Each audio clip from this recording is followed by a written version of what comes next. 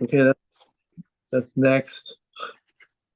So no financial disclosures. This is a little cartoon about. Oh, Okay, sorry. no, that's okay. Just go ahead. My computer is now rebooting, so if I can get back on the computer, I'll let you know. But go ahead, next slide. So I'm going to talk a little bit about the developing brain in adolescence and kind of how I can't even see the whole slide. Okay, so developing brain, I'm going to discuss three substances that adolescents use most commonly, and that's nicotine, well, in order, marijuana, alcohol, and nicotine. Talk about how they impact the developing brain, risk factors for use and abuse, and then kind of protective factors, and then we'll talk about how to intervene in adolescence. Next.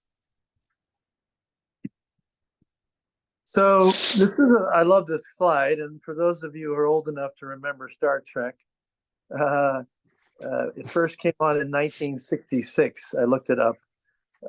So Captain Kirk was the commander, and he was always ready to go, and Spock there in the front. So the Spock represents the prefrontal cortex, which is our executive functioning, and Kirk represents kind of the limbic system, which is our emotional center. And if you look at the graph on the top right there, the little diagram, in adolescence, the limbic system is the most primitive and develops the earliest. And in adolescence, there's kind of a gap because your brain develops from the back to the front, and the prefrontal cortex is developing later, which has a lot of implications for adolescent behavior. And what's happening in adolescence is really a pruning and connecting of pathways. So the brain is developed, but then it's developing a much more efficient transmission between the limbic system and the prefrontal cortex.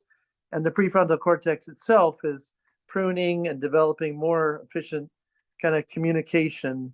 But there's this gap in adolescence where they're operating more on the limbic system, on the emotional center of the brain, and have yet to develop a truly fully developed prefrontal cortex.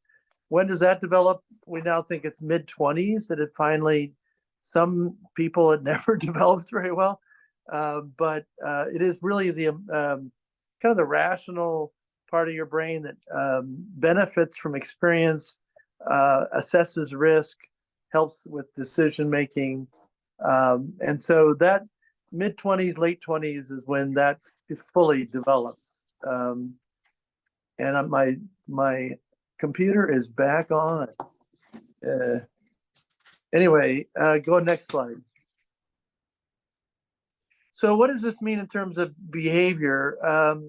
This is a graph that shows age on the bottom, which is kind of like teenage, and a measure of sensation seeking. They have these questionnaires that are, what's your likelihood of doing this or that behavior, and your likelihood of sensation seeking or goes up during adolescence. It really supports exploratory behavior during adolescence, so there's some really good things about that. And you do have prefrontal cortex activation, but the communication between the amygdala or the limbic system is less well developed. And so there's more exploration and more, they're aware of risk, but there's a tremendous discounting of risk. If you ask an adolescent what kinds of diseases smoking will cause, they can list them all, and they can tell you all the problems that smoking causes. But then they'll say, well, but it won't happen to me. And the farther out in the future, the less likely. Or you'll have people say, I can have sex without using any kind of contraception and I won't get pregnant. I've had many adolescent girls tell me that. And I'll say, why are you special? And they won't know, but they just feel special. So they'll discount the adverse consequences, but they know what they are. They know what they are. Next slide. So there's really good things about this stage of development. I mean, adolescents, as we all know, are really developing a lot of peer interactions. They're developing a lot of their own identity. They're developing in many different ways. There's somebody shuffling paper. Could you mute, please? I don't know if the leader can mute people, but I'm hearing a lot of paper shuffling. So anyway, this is a very active time for identity development, developing self-efficacy, developing lots of their intellectual development is really going strong. And that tendency to want new things, want new experiences is very strong. They're also developing new romantic relationships. They're also separating from parents, which again is oftentimes people feel like adolescents get very prickly. And part of that is just learning to be an independent human being, and they want to be different from their parent. The not so good is they're thinking with their emotional center oftentimes. So that can lead to very intense feelings of anxiety, sadness. They feel their feelings very strongly. They can reflect on that. You can say, gee, the fact that you broke up with your boyfriend, you've just said your life is ending. How do you really feel about that? And so they may feel like their life is ending. They're living in the present, and they may say, well, I'll be able to get over this. So they can reflect on it, even though they're feeling things very strongly. So this thrill seeking does lead to experimentation. It's a high, if you look at rates of experimentation with drugs and alcohol and other substances, this is by far the highest time of life to do that. It does dropping in adolescence. In the 20s and 30s, and it really parallels brain development. So brain development is absolutely critical for kind of understanding use patterns in adolescence. I'm going to mute for 1 second. Recording in progress. Can you hear me and see me? Can you hear me and see me now? Yes, it's echoing just a little bit, but we can. You want me to stop share here so you can do that? Yes. Okay. So I can share my screen now? Yes, and you're not echoing now, so it should be good. Yeah, I just got off my phone. Okay. I'm really sorry about that, everybody. So anyway, so let's go on to this. Can people see this slide? Yes, perfect. Great. Okay.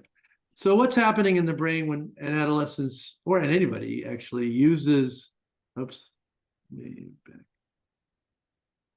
go back. How do I go back? There you go. When you use substances, really it's dopamine. I've shown a cartoon of the dopamine, very simplified pathway in the brain, very, very simplified, showing that there's really strong connections between in and around the emotional center of the brain, the amygdala, the ventral striatum nucleus accumbens, which is, and there's a huge repository of dopamine in those systems, and that is really what gets turned on by different drugs such as cocaine or nicotine and other ones. The GABA pathways are more alcohol-induced, and as you all know, I think I'm speaking to the choir here. You're the experts. It's an inhibitory neurotransmitter. And so a little bit of it reduces inhibition, reduces anxiety. A lot of it does the opposite. So a little bit of it can promote pro-social behavior. Everyone likes to have a drink at parties.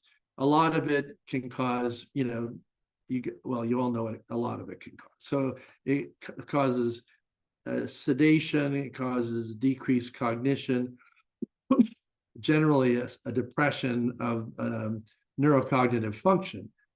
So, and those pathways again are very active in the adolescent brain. They're developing new ones. So this is a nice summary slide that shows. This is from the YRBS Youth Risk Behavior Survey.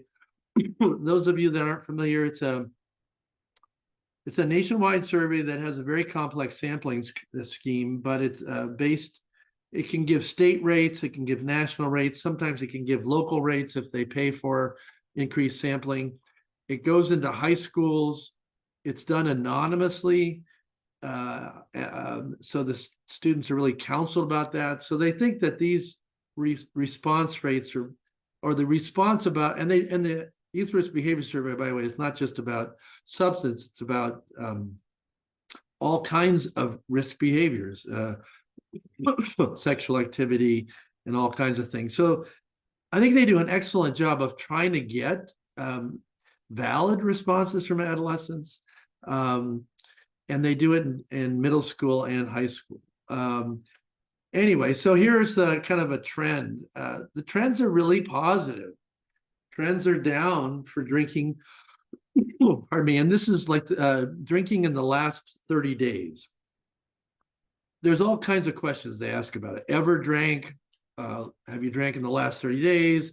How many days of the last 30 days have you drank? They ask about binge drinking. How many drinks at a time do you take? So there's lots of different questions they ask about all these different drug and alcohol use, but kind of the one they call current use is the last 30 days. Pardon me. So you can see current alcohol use in the last 10 years, and 2021 is kind of like the last one we have. It takes a couple years for the results to come out. And it's down from 39% of high school people. And that's again, 9th through 12th grade. It goes up during those 4 years. But the average across them has gone way down. So has marijuana use, which is really incredible news. It's not yet to a trend where we're pretty clear that that's happening on marijuana use. Vaping is interesting, and I'll show a lot more on vaping, electronic vapor product use.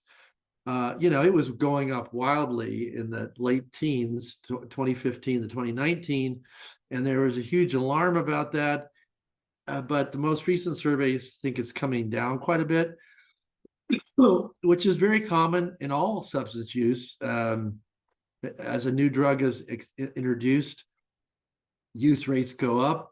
And then as people become more aware of the risks and the side effects and the downside of that drug, use rates go down. So I think that's what's happening with vaping. And you can see every used opioid, prescription opioids, and every misused prescription opioids, a lot lower rates. Illicit drug use, such as cocaine and other things, heroin, are pretty lowish among teenagers. So the big ones really are vaping and marijuana and alcohol. Those are the big three, and that's why I'm focusing on these three. So we're just going to talk a little bit about marijuana, cannabis. I didn't know there were 25 strains of cannabis. I'm not an expert on cannabis, but there are many different strains, different strengths, and as you all know, with the legalization, it's proliferated in how it can be used. So there have been huge shifts in policy in cannabis use, and this slide summarizes that. Cannabis is now legal in 18 states. It's been legalized in Canada since 2018. All states, I'm pretty sure the minimum age is 18. It might be 21 in some states. I'm not sure. People can, Melissa, if you could check the chat, if people want to throw in information, feel free. 37 states have it for medical use. And I have talked to people who, in states where it's medical use, basically skirted that and grown it and sold it for recreational use. Anyway, what the huge concern among adolescent providers was, well, adolescent use is going to skyrocket because of this legalization process. And I just showed the survey results from Colorado, which was one of the first states, and it hasn't gone up. It's been very encouraging that it hasn't gone up. There was an initial increase in ER presentations. Well, that was with CBD, actually. CBD was being used. People were switching it out for their seizure meds.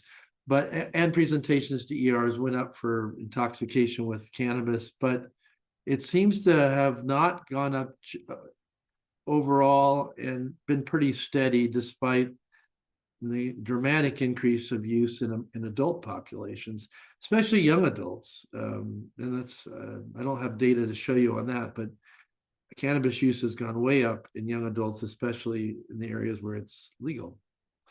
And this is some trend from the YRBS showing a general decrease in marijuana use, which is very encouraging. I don't know how I can get rid of this floating thing.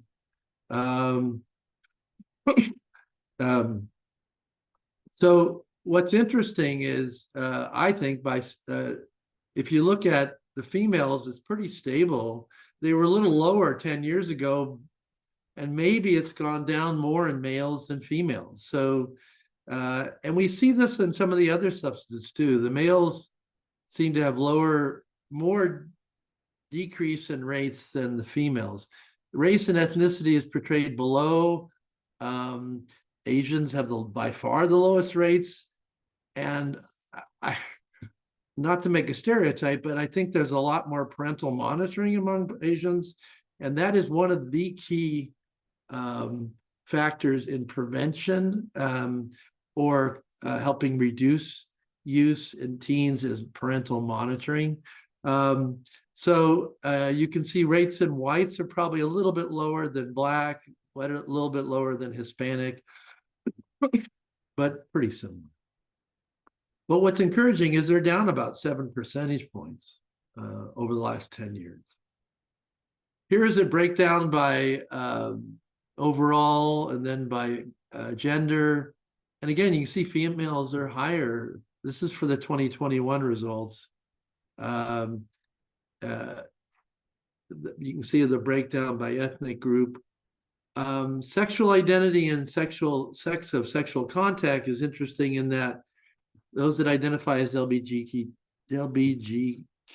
plus, or people that are having sex with other than the opposite sex, are at much higher risk for using marijuana and any other substance as well. So they are a high-risk group among teens. I think everyone here knows the effects. I mean, the positive effect, one of the things you use in motivational interviewing is, what are the good and not so good things are about using marijuana.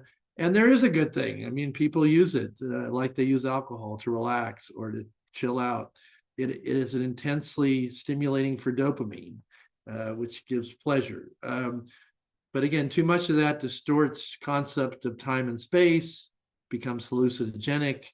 And it has a lot of other effects in your brain, which you can see there. Some of which is, stimulating the brainstem that can cause hyperemesis and nausea. So that's not so good. The cerebellum can cause really impaired coordination, which can lead to accidents and things like that. I would say one of the biggest impacts is on general cognition, concentration. And Melissa, just again, I'm going to try and look at the chat. Oh yeah, Rick. Hey, Rick. Rick's putting in a nice, I have a bunch of references for this talk if you want them, Rick. So thank you for doing that. and I think that's where we see a lot of the neurocognitive effect of marijuana, not so much acutely, well, it definitely affects acutely, but oftentimes youth are using it at night or not during school. But we definitely see, some use it during school. Interestingly, that's why almost every bathroom in every high school in the country has no locked doors and no doors on the toilet stalls. And it's an interesting phenomenon because people are going in there and smoking marijuana, vaping marijuana, or vaping, just vaping. Anyway, it leads to some interesting issues around bowel patterns because kids can't use the toilet during school because of these things. Anyway, but the big thing we do see is a decrease in academic performance with chronic recurrent use, and that's it's a big red flag when you see someone whose grades are going down. Probably the number one thing I ask about is sleep. Number two would be, confidentially substance use. Anyway, marijuana is a cannabinoid, as you all know, and the rise in use of CBD and this promoting of the cannabinoid system is just, I think it's kind of crazy, but it seems to be given a legitimate reason for using these substances. But it definitely, the cannabinoid system affects, many parts of your brain, and it really does affect what I think is interesting: adaptive cognitive functioning and emotional processing. Meaning, these are young people whose brain, they're developing those skills. Adaptive cognitive function, meaning decision making, kind of working through problems, relationship problems, math problems, all kinds of problems, and dealing with emotions. And this substance is directly impacting their ability to develop those skills. So it's a kind of a critical period in brain development, and marijuana definitely impairs that. Whether or not it has really long-term effects is hard. I mean, I'll show one slide on long-term effects of alcohol and marijuana, but they're hard studies to do. But they definitely have short-term effects, and short-term effects in adolescence oftentimes impact your ability to go to college, or your ability to graduate from high school, or your ability to form, really stable relationships. So those things will have a long-term effect on their life. So here's some of the, if you are using marijuana chronically, daily, and only a couple % of adolescents would fit that category, but frequent use several times a week, probably another 5%, maybe we're doing that. And there are lots of issues there. It's debatable on whether or not marijuana leads to other drug use. I think it's more hanging around the people that use drugs. You end up using other drugs, not so much that it's a physical effect, but it definitely decreases motivation, leads to poor academics, less college attendance, relationship instability, just because emotional instability and conflict over the use of this drug. And ultimately, it is associated in studies that follow youth into adulthood with delinquency and crime. And that's really for persistent chronic use, at least multiple times a week use. I won't read this, but this is kind of the DSM-5 cannabis use disorder. It's any one of these 11 symptoms, which is very similar to any substance use disorder. It's using it frequently, craving it, needing more of it, using it despite negative feedback from people, negative social consequences or academic consequences or occupational consequences, or even recreational consequences. Like if you're on a team um, you know, with some withdrawal symptoms. So the more of these symptoms you have, the more severe the cannabis use disorder. Most adolescents don't. Like of the 20% or so that use it, most of it is recreational, and maybe getting into mild use disorder. But like I said, only a couple percent would get into severe use disorder categories. But there is pretty good data to show, not just for substance use, but mental health issues as well, that there is predictive ability of earlier your use of substances, especially in the 13-14 range, the much higher rates of use and disordered use in adulthood. Again, remember, use of these substances peaks like in the early 20s. So experimentation use, but persistent then long-term use disorders are generally correlated with the earlier you start and the heavier you use, the more likely you are to have a disorder as an adult. I want to go into alcohol. It is, and this is from an article, kind of a review article on both cannabis and alcohol in the developing brain. I mean, they summarize the literature, but it's, it's we all know the short-term effects, but the question is this really going to affect the wiring of the brain long-term? And this is a way of rating, kind of thinking about severity of drinking in teenagers. Most drinking in teenagers binge and intermittent binge drinking. I mean, if that's, or like social drinking, it may rise to the level of binge, like 3 or 4 to 5 drinks, depending, 3 or 4 for women, 4 to 5 for men, as a binge. And if you're getting into more frequent binging or more frequent use, you go from low risk to moderate risk to heavy or high risk. And that's really would determine if you do a good substance use history. And again, in adolescents, it might be hard because they might be in denial. They might say, I don't use that much. And when you get into it, it's a lot, but they think it's not very much. Because their peers they're hanging out with use it even more than they do. So, and they might be discounting, or even affecting their memory of use. But anyway, the higher risk or the heavier use, the more likely you are not only to intervene in that primary care encounter, but then to really have close follow-up and probable referral to treatment.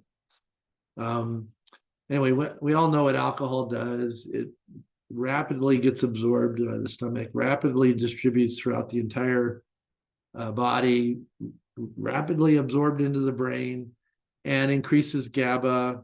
Relaxation occurs, decreases anxiety and intense emotions, and general disinhibition, and helps with social interactions. But then more of it leads to all the other things down here that we know about, and the higher levels of alcohol intoxication. We've read about kids during hazing episodes drinking huge amounts of alcohol and dying.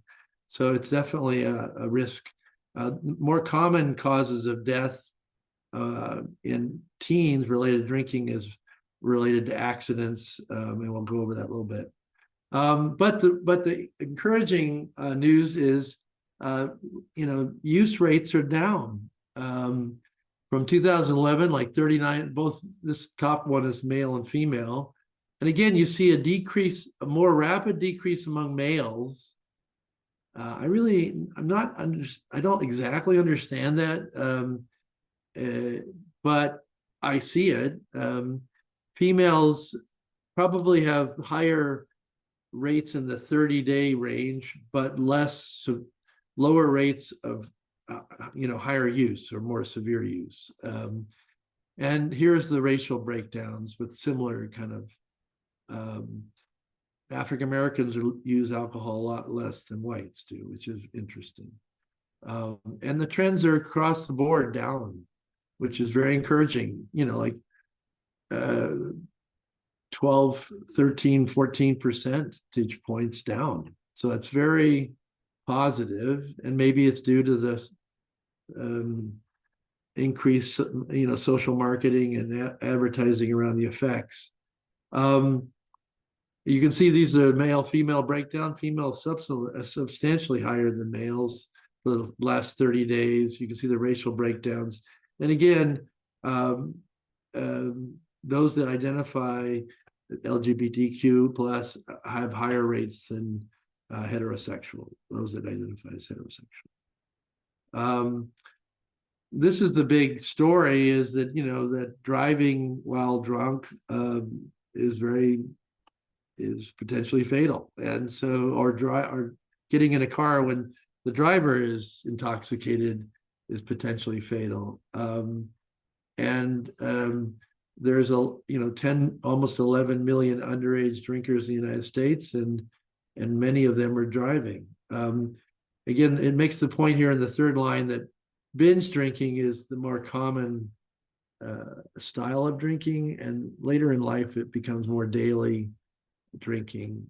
So some of the screening tools like Cage and things, having an eye opener in the morning is not common in adolescents. Parents are generally in denial about this stuff. I mean, not all, but most kids are pretty good at denying it for themselves. And so with their parents, they can tell a pretty good story. And most parents will say, when I was their age, yes, I drank, I did this, but I don't think my son does that. Well, oftentimes you just need to facilitate a conversation, and having the parents involved and having them be more open between the parent and the child, I think is very important. And I've facilitated that conversation many times. And I think it helps a lot with reducing use in teens if it's out in the open. Here, side effects of alcohol, we all know them. I think some of the things that youth are not aware of is how many youth die. We have in this area, several youth die every year of an accident. One of the things that is happening is they're mixing it with energy drinks. It helps them stay alert longer and drink more. And that can really be a toxic and near fatal, maybe a fatal combination. Things that do happen commonly in teenagers, not so much the high blood pressure, liver damage, heart damage. That's going to happen later in life.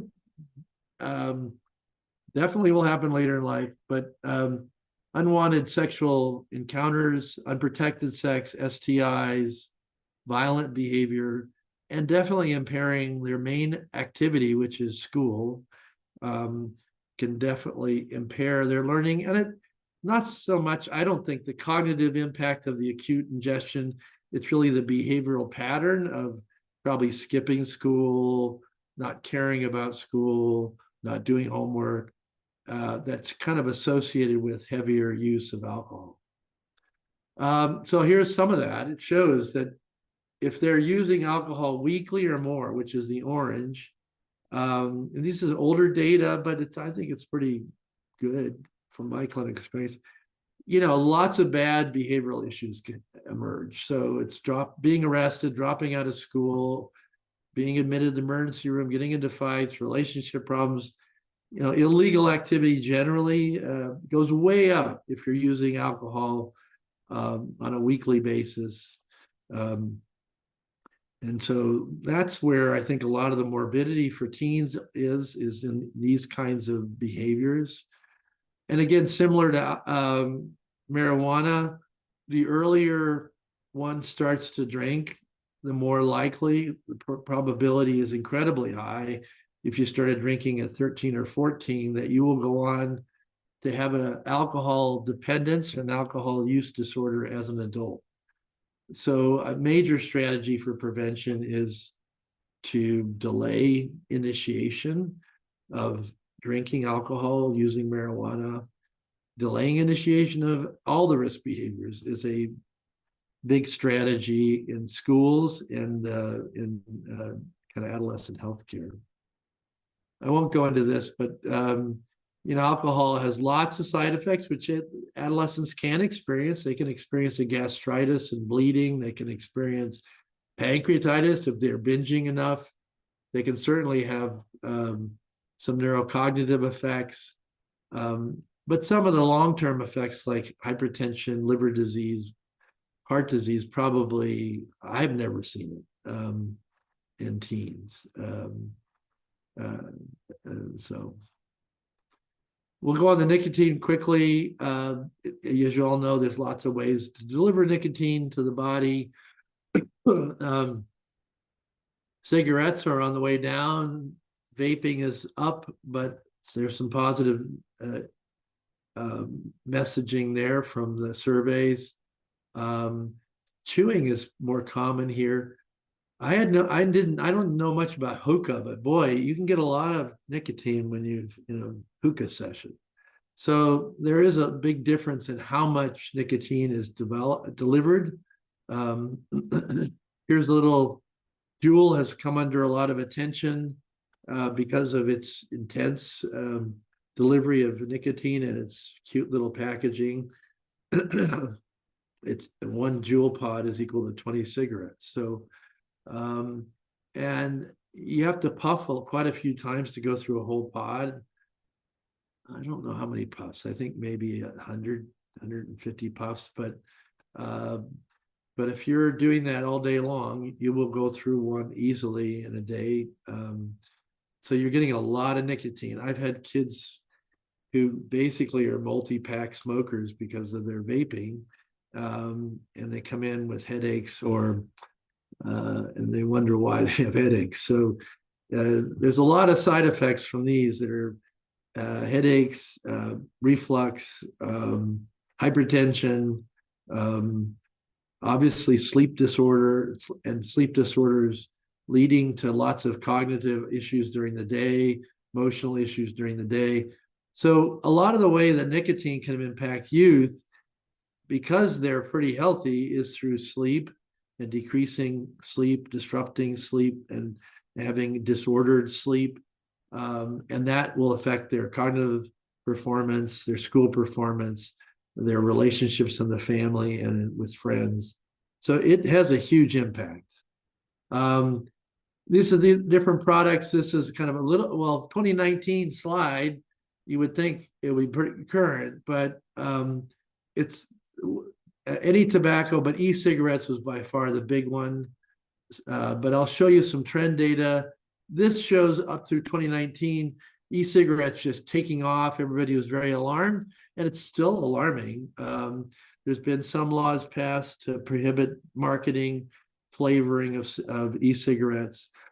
So we're kind of getting a handle on it, whereas regular cigarettes are down and pretty flat.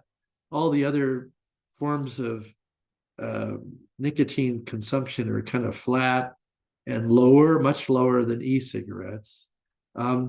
This is from this most recent survey, and you see some decrease from 2019 to 2021. That's very encouraging, maybe due to the big promotion of bad side effects from vaping.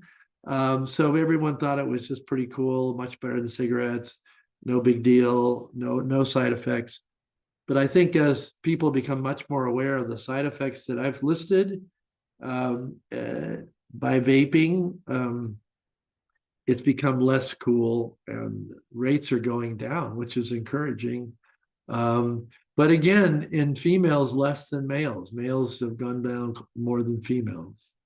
You can see the distribution overall, female, male, different races.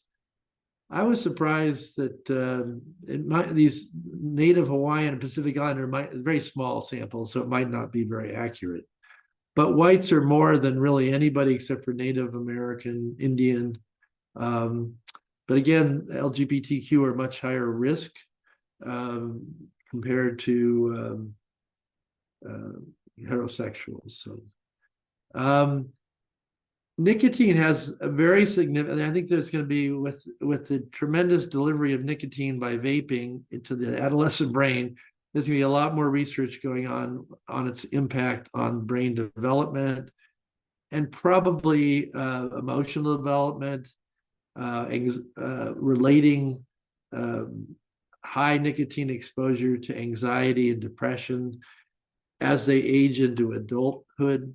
So this is just a slide that's kind of, early science on looking at the impact on neurotransmitters, brain connection in different parts of the brain of nicotine. I'm not an expert on this, but I think this is a big area of research, and hopefully will also help people become more aware of the risks of nicotine. One of the things that happens in vaping is you get all these other things: cancer-causing chemicals, heavy metals, volatile organic compounds, ultrafine. It's not as bad as cigarettes, but it's pretty darn close. And besides the nicotine, and so kids' lungs are getting exposed to these. And one of the things that happened when the epidemic took off of e-cigarettes was this EVALI, this e-cigarette vaping associated lung inflammation, that we had thousands, almost 3,000 cases. You can see the epidemic curve down here. It really dropped as I think people became aware of this. It was mostly associated with THC containing vaping products, but they think it was maybe due to the vitamin E acetate that was kind of a thickening agent. It went down. We're not sure why it went down so rapidly. Maybe they changed the products and got rid of vitamin E. Maybe people stopped using a lot of the THC containing products. We're not sure. It still exists, but it's much lower frequency now. But that was a big shock. And I think that helped the promotion of this and the news about EVALI and the deaths that happened as a result, I think helped reduce use rates. Let me do 2 minutes on prevention. I won't go through this. We've already talked about adolescence being a very critical period of brain development, but also it's when these habits are formed that will continue on into adulthood. And so trying to delay initiation, trying to reduce use in teens, just from a behavioral perspective, is a good prevention strategy. So what are some of the prevention factors? It really boils down to family and peers, which is obviously their social network. Families that have meals together, spend time together, parents that monitor their children, know where they are, know who they're hanging out with, have rules around, time that they have to be home. Those are really positive things. And the youth may buck those kind of limit setting, but ultimately if it's done in the right way by parents, it can be very constructive. My teenagers didn't like it, but we just said, well, those are the rules of the house, and we think this is really important for you. We're doing it because we love you. They didn't believe that at first, but in retrospect, they did. And the peers, knowing what peers people are hanging out with and who they're talking to. And if they're talking to people that are having positive life experiences and doing well in school, that's going to help. If they're hanging out with people that are not, they're using drugs and not going to school. So really helping your teens get involved in positive school activities, connected to school, and socially connected to school in sports, connected to church, connected to positive groups. Youth need to be involved in groups. They're going to be involved in groups, whether they're, except for some that, become more introverted or become depressed and isolated, and that's not good. So anyway, and there's a lot of literature on resiliency, positive youth development, and there's lots of things parents and schools and people involved with youth can do to help support their self-efficacy, their positive self-image. It's quite fragile during this time. So a teacher that encourages a youth can be a huge influence. I know one was for me in terms of really helping develop positive self-image and self-efficacy. So anyway, parents are still the superpower. I love this slide. And they, parents still, even in surveys of youth in their late teens, still spend more time with their family and their parents than they do with peers. And they have a huge influence on, and of course, if the parents are using substances, then that's going to be directly influence youth to use substances. This is an interesting slide that shows the parents monitoring, if it's from low to high, the knowledge, meaning knowing where their child is and that sort of thing. It has a differential effect on kids that have low impulsivity versus high, or have low sensation seeking versus high. But generally, it's very positive. So parent knowledge, knowing where your children are, knowing who they're hanging out with, is incredibly important on influencing youth behavior. So we do encourage in the adolescent clinic parental involvement. I will say some quick things about, I know we're running out of time. We use the craft in the clinic to screen for substance use disorders, alcohol or other alcohol, marijuana, nicotine, all three of those we ask about. And this is the craft, but we ask if they've used them in the past year. And if they have used them in the past year, they go on to add these questions about, getting in a car with someone, using them to relax, using them alone, using them to forget, getting negative feedback from friends, or getting in trouble. And so those things are very predictive of higher use. They will answer this questionnaire quite honestly, usually, if we do it confidentially, which is kind of hard. And again, we get into talking about, we kind of categorize people based on their age and based on their use. The earlier and the more use, the higher the risk. And the more likely we are to refer and to definitely engage in motivational interviewing and counseling at any level of risk. This is a very complicated slide, but I use motivational interviewing even if people don't want to change their behavior. There's things you can do in the pre-contemplative on the top left. There's ways to approach folks about making them aware of risks.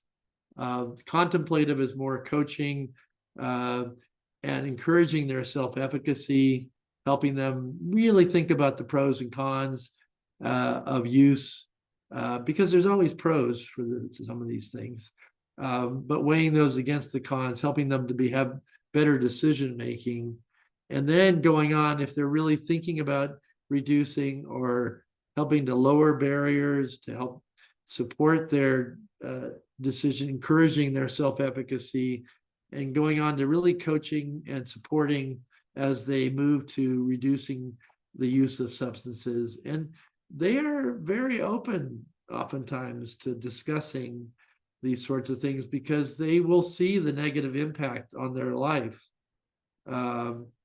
Very few are in complete denial and pre-contemplative. Most are getting influenced by their positive peers or their teachers or their parents, and they know the right thing to do. And so we can support them in that. There are some great resources. I'll just throw this up here because I came across this. This is a really comprehensive guide on how to do screening, brief intervention, referral, and treatment, SBIRT, which the ER docs started doing this first. But this is really a great approach to a brief intervention with teens in the context of a primary care visit. And I think it can be very effective. There will be teens, obviously, that need to go on to, to inpatient treatment.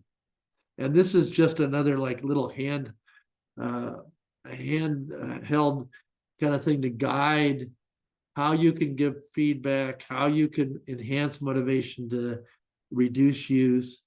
And again, with teens, it's more reducing recreational or binge use rather than treating addiction. Anyway, so I'll have to quit here. But one last thing is the American Academy of Pediatrics and other groups definitely weigh in on laws that can help reduce use, driving laws, graduated driver's license, laws around accessibility of these products, alcohol or nicotine products, educational initiatives in the schools that are more effective than the old ones about kind of the older scare tactics. And then as they get exposure to the health system or the education system using these kinds of interventions, counseling interventions that are more effective, they're really important.